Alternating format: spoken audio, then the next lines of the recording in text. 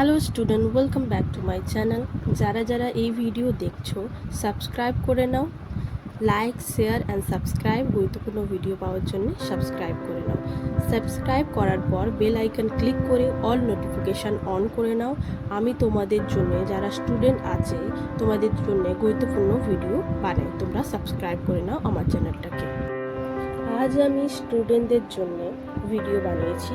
খুবই গুরুত্বপূর্ণ video, skip না করে দেখতে থাকো আর শুনতে থাকো। গুরুত্বপূর্ণ সহকারে শুনতে থাকো। খুবই গুরুত্বপূর্ণ কথা, স্কিপ না করে তোমরা শুনতে থাকো।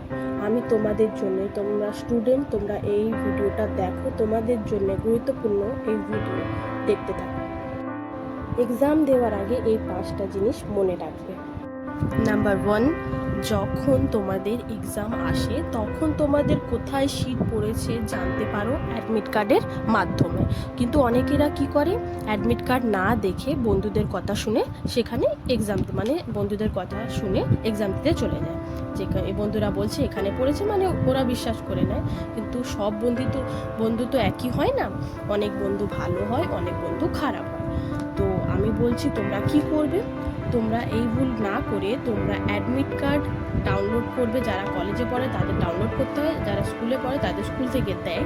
তোমরা স্কুল থেকে যখন অ্যাডমিট কার্ডটা পাবে তখন অ্যাডমিট কার্ডটাকে ভালো করে দেখবে এবং দেখার পরে অ্যাডমিট কার্ডের মিডলে দেখবে লেখা আছে এক্সামিনেশন সেন্টার, 2টো স্টার থাকবে।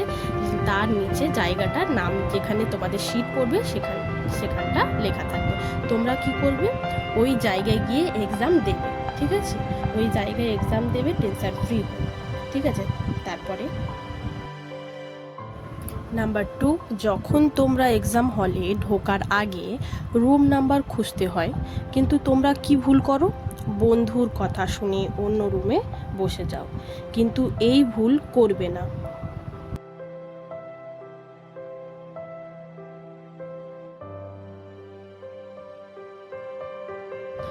আগে যেখানে রুম নাম্বার লিস্ট টাঙানো আছে সেখানে গিয়ে নিজের রোল নাম্বার মিলিয়ে রুম খুঁজে বসে যাবে। একদম ফ্রি মাইন্ডে, টেনশন ফ্রি হয়ে যে এক্সামটা ফোকাস দেবে এবং ভালো এক্সামে সব কিছু অ্যাটেন্ড করবে, লিখবে। ভালো এক্সাম হবে। আমি তোমাদের সব কিছু বোঝাবো। আমার চ্যানেলটাকে সাবস্ক্রাইব করে নাও। 3, যখন তোমরা কোয়েশ্চেন পেপার পাও তখন অনেকজন কি করে, কোয়েশ্চেন পেপারটা দেখে ভাবতে থাকে, মানে কোয়েশ্চেন পেপারটা হাতে নিয়েছে, শুধু ভাবছে কোনটা পারবো কোনটা নয়, শুধু ভাবতেই সময় চলে যাচ্ছে। এরম তোমরা করবে না। এই ভুল না করে যেটা পারছো তাড়াতাড়ি লেখার চেষ্টা করো। সব কোয়েশ্চেন অ্যাটেন্ড করতে হবে, তবেই ভালো মার্কসে পাস করবে।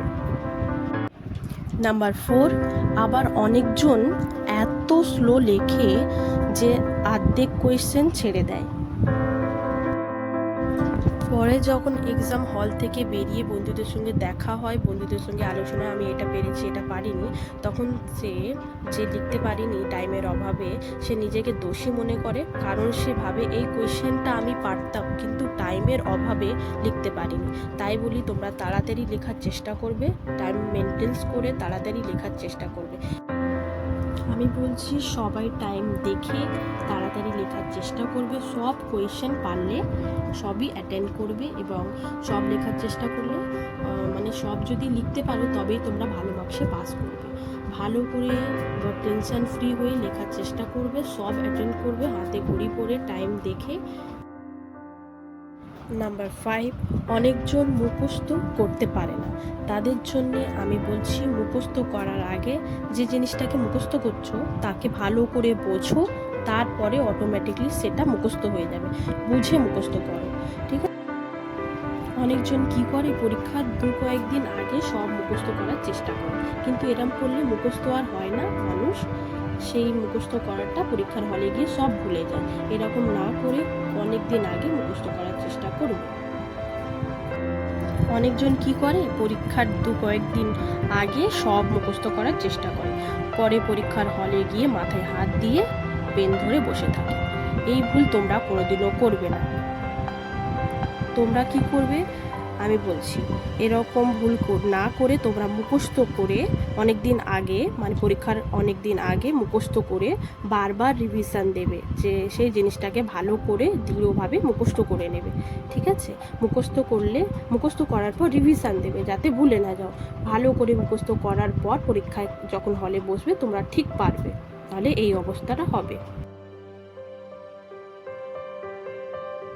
টপার হতে গেলে সবাইকে ভালো করে পড়তে হবে, সবাই ভালো করে ভালো মার্কসে পাস করে যাবে। ঠিক আছে? ভালো করে পড়তে হবে টপার হতে গেলে।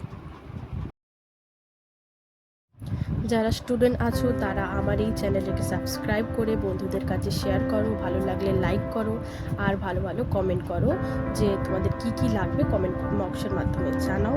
পড়াশোনা নিয়ে আরও কিছু জ্ঞান লাভ করতে চাইলে আমার চ্যানেলটিকে সাবস্ক্রাইব করে নাও, study with heart and mind.